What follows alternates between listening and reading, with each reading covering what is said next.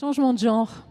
Avec notre quatrième et dernier intervenant pour cette première partie de matinée en la personne d'Emmanuel Lebovici, ou peut-être devrais-je dire plutôt le lieutenant-colonel Emmanuel Lebovici, actuellement commandant de la section d'appui judiciaire du Grand Est. Mais vous verrez tout à l'heure que le parcours de cet homme, tant de stratégie que de terrain, l'a emmené bien au-delà des frontières de notre belle région. Et si on parlait santé, sécurité et bien-être au travail dans les milieux contraints, moi qui avoue un petit faible pour les hommes en uniforme, me voilà gâtée. Mesdames, messieurs, merci d'accueillir Emmanuel Lebovici.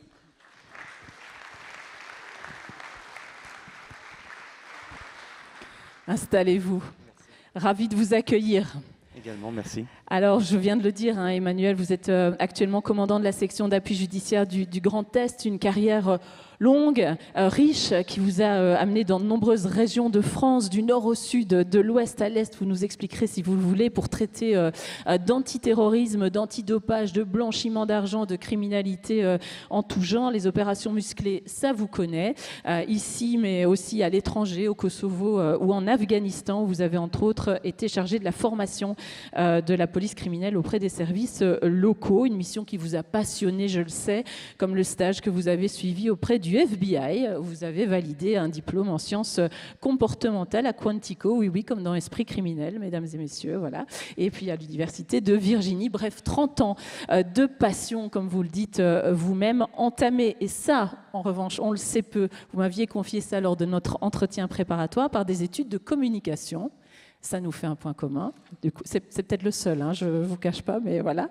Avant que vous ne tombiez amoureux de la gendarmerie lors de votre service militaire. Emmanuel, dans un contexte comme celui-là, la réflexion sur la santé-sécurité au travail, elle est forcément quotidienne, permanente, pour votre propre sécurité, mais aussi pour la sécurité des personnes et des biens dont vous avez la charge, la responsabilité.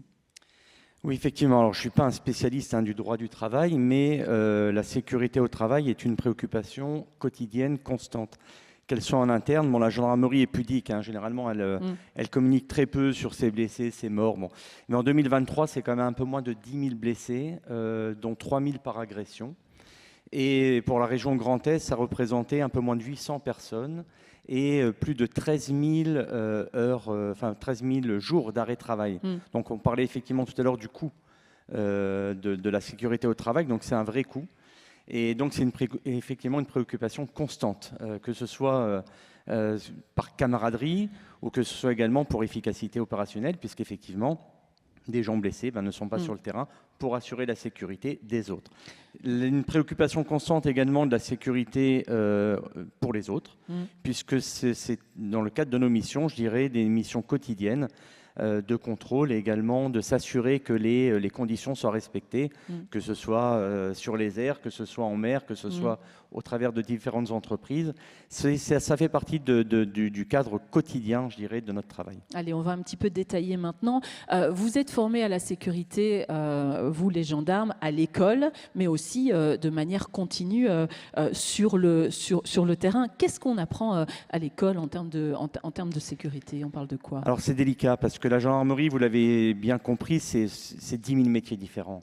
J'exagère le trait, mais c'est du pilote d'hélicoptère en passant par le gendarme mobile, comme on a parlé récemment avec malheureusement le décès de nos camarades en Nouvelle-Calédonie. C'est également des enquêteurs derrière un ordinateur, pour revenir aux risques sociaux et psychologiques dont parlait Hervé Aubette tout à l'heure, qui va travailler sur de la pédocriminalité. Il n'aura pas du tout les mêmes risques, pas du tout les mêmes besoins d'accompagnement et pas non plus besoin des mêmes préventions. C'est-à-dire que donc en école, on va apprendre, on va dire, le B.A.B.A. Le B.A.B.A. d'un contrôle routier, le B.A.B.A. d'un accompagnement de foule, d'une protection, d'une riposte, d'un usage des armes. On va dire le quotidien le plus fréquent. Et après, au cours de la carrière, vous le disiez à l'instant, Nathalie, ce sont des formations continues en fonction des orientations qu'on va prendre et effectivement des risques sur lesquels on peut être sollicité. C'est ça. Et il y a des rendez-vous d'évaluation annuels aussi qui permettent de faire des pit stops pour réévaluer les situations. Tous les ans, on est évalué, que ce soit sur l'intervention professionnelle, le sport, en fonction du métier, il y a des rendez-vous sur objectifs qui sont annuels ou également en aptitude médicale. Et effectivement, en fonction de ses aptitudes ou de ses inaptitudes, on pourra effectivement poursuivre ou pas la voie qu'on a voulu se tracer. Oui, alors vous venez de le dire, hein, la gendarmerie, c'est évidemment une pléiade de métiers très différents, mais voilà, si on revient à l'image qu'on a tous en tête du gendarme en intervention, et c'est un sujet qu'on a évoqué quand on a discuté tous les deux, vous me disiez, au fond, il ne faut pas croire, on n'est pas des casse-cous. Le succès d'une intervention sans casse, précisément, elle réside dans sa préparation, qui doit être extrêmement minutieuse, maîtrisée et toujours sur mesure, puisque les cas de figure sont à chaque fois différents. Absolument. Alors, effectivement, vous avez compris qu'il y a différentes interventions. Une intervention par le GIGN, c'est quelque chose d'extrêmement précis, d'extrêmement pointu, rigoureux. Un entraînement extrêmement difficile et absolument différent d'une intervention de la brigade locale qui va intervenir à la fois sur un accident routier, sur un différend familial, comme on appelle. J'aime pas trop d'ailleurs ce terme de différend familial. Parler d'euphémisme tout à l'heure. Oui, c'est un vrai euphémisme avec des douleurs et des traumatismes qui sont bien plus importants que le terme. Et sur n'importe quel type d'intervention, ça peut être également sur un accident ferroviaire, un accident de la route. Et effectivement, alors que ce soit dans la formation initiale, dans les rétextes qu'on appelle des retours sur expérience, on va s'adapter différemment. On va adapter les matériels. Moi, j'ai commencé la carrière avec un vieux gilet orange et un gyrophare unique qu'on voyait très difficilement dans le brouillard. Et aujourd'hui, quand vous observez une intervention, qu'elle soit policière, gendarme, sur un accident de la route, entre les rampes lumineuses, les équipements qui sont quand même bien plus voyants, les cônes, ça paraît dérisoire, mais à une époque, c'est un coût. Alors, on parlait de coût au travail. La sécurité, même chez nous, a un coût. Et effectivement, on est obligé de le mesurer chaque année dans les dépenses, et à savoir, est-ce qu'on va acheter 10 cônes de Lubeck ou 10 cônes lumineux ou 2, et pour pouvoir le multiplier par le nombre de brigades ou de services. Et donc, oui, ça évolue constamment, mais surtout au regard de l'expérience et du travail quotidien. Alors, ce que vous me disiez aussi, c'est que le gendarme en intervention, c'est quelqu'un qui doit faire montre d'une grande intelligence des situations et aussi systématiquement débriefer. Hein. Vous l'avez un petit peu esquissé. Un vrai professionnel, ça débriefe, ça cherche toujours à s'améliorer, à tirer parti des erreurs faites. Entièrement vrai. Je rejoins également Hervé Aubette quand il parlait tout à l'heure de proximité, de contact. Ça va être également le rôle du chef. Le chef de patrouille, le chef de brigade, ça va être après le commandant de compagnie. Et lorsqu'on se déplace sur un événement, une intervention, c'est aussi important d'avoir ce regard que le précédent interlocuteur disait, non pas parfois de recul et de hauteur. C'est-à-dire que c'est important que le chef également observe la scène. C'est-à-dire que dans le cœur de l'action, on va certes tous intervenir, mais à un moment donné, on peut toujours avoir ce recul pour pouvoir dire attention, tu étais mal positionné, attention à toi, ou tu n'as pas mis les objets de protection, d'avertissement, etc. Et donc ça, c'est important. Et ça, d'ailleurs, vous me disiez, finalement, c'est une recommandation que je pourrais faire à l'ensemble de la salle, quel que soit le secteur d'activité dans lequel on évolue. C'est vraiment le rôle de l'encadrant d'avoir ce regard et d'avoir cet accompagnement. Alors de l'encadrant et de l'enquêteur, d'ailleurs, quand on va intervenir sur un accident du travail en entreprise, on va s'assurer avec l'employé, effectivement, que les mesures de prévention dont parlait tout à l'heure le président ont bien été prises. Je crois que c'est l'article L41, 21, 2 du Code du travail. Il me semble sur la prévention de mémoire, mais j'en suis plus convaincu. Et effectivement, on va travailler dans l'enquête à ce que les mesures aient été prises, respectées, affichées, et toujours dans le cadre de la protection de l'employé et éventuellement du préjudice qu'il aurait pu avoir subi si la prévention n'a pas été respectée.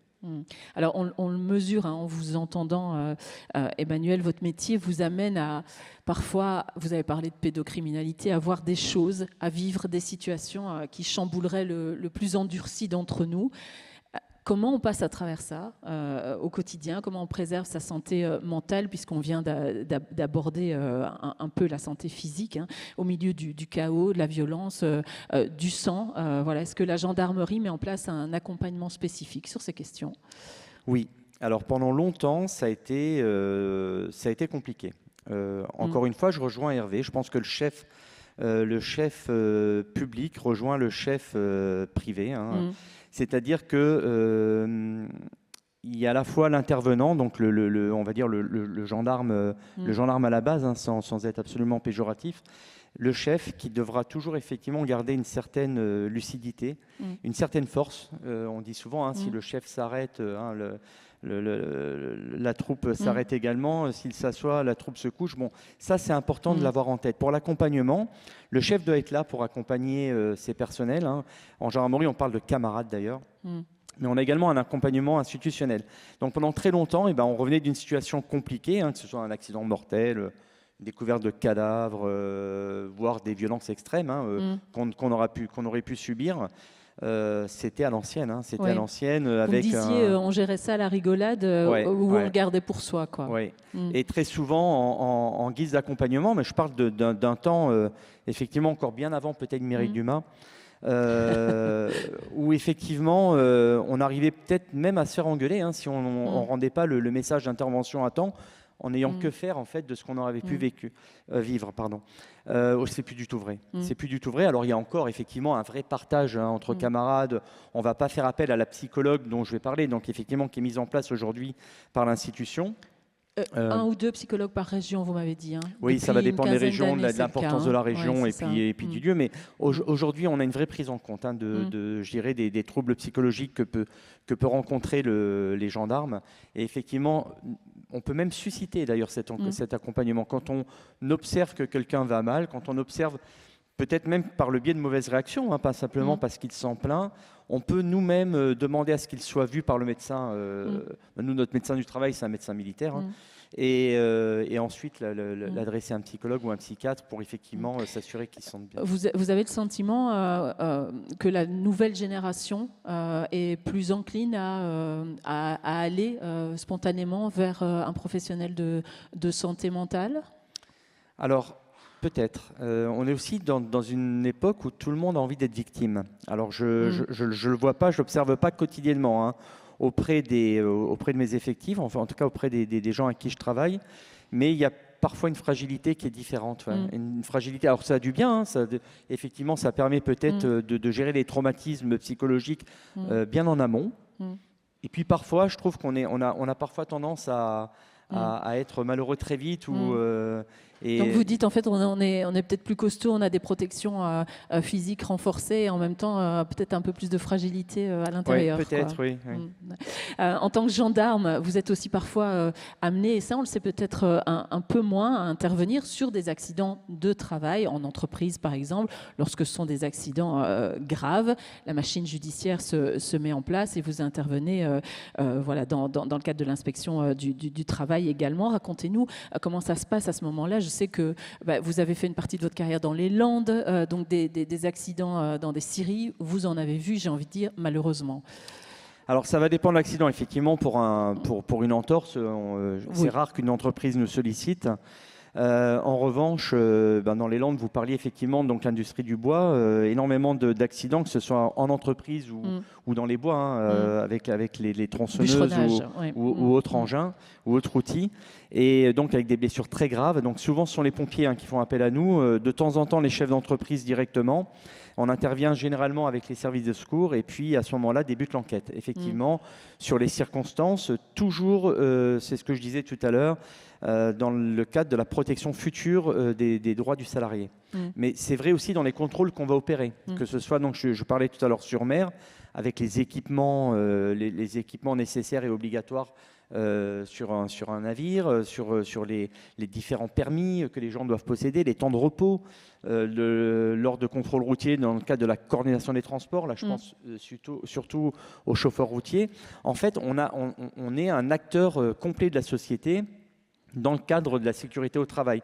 Tout à l'heure, on parlait avec Suez également des déchets. On va agir pleinement aussi avec l'office, le Cézanne qui s'en occupe actuellement, c'est un office gendarmerie, mais également avec le travail qu'on fait en collaboration, en partenariat avec la DREAL et tous les services, je dirais, préfectoraux ou départementaux pour la protection également du salarié et des gens. Est-ce qu'il y a un accident particulier qui vous a marqué, dont vous avez pu tirer des conclusions aussi en termes de sécurité, peut-être pour vous-même, pour vos hommes ou pour votre famille, parce que, vous le disiez en conclusion, il n'y a pas d'accident anodin quand on voit les répercussions énormes que ça peut avoir.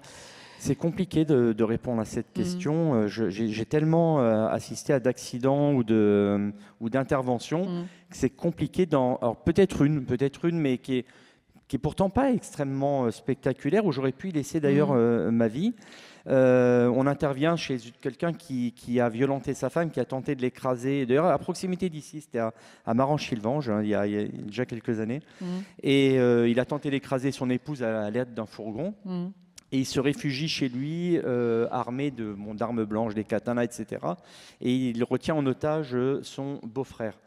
Donc à 2 h du matin, on demande si on peut intervenir, parce que là, il y a un vrai danger avant que les services d'intervention type GIGN ou des services un peu moindres interviennent. Il faut qu'on intervienne parce que le beau-frère va certainement être ou blessé ou tué.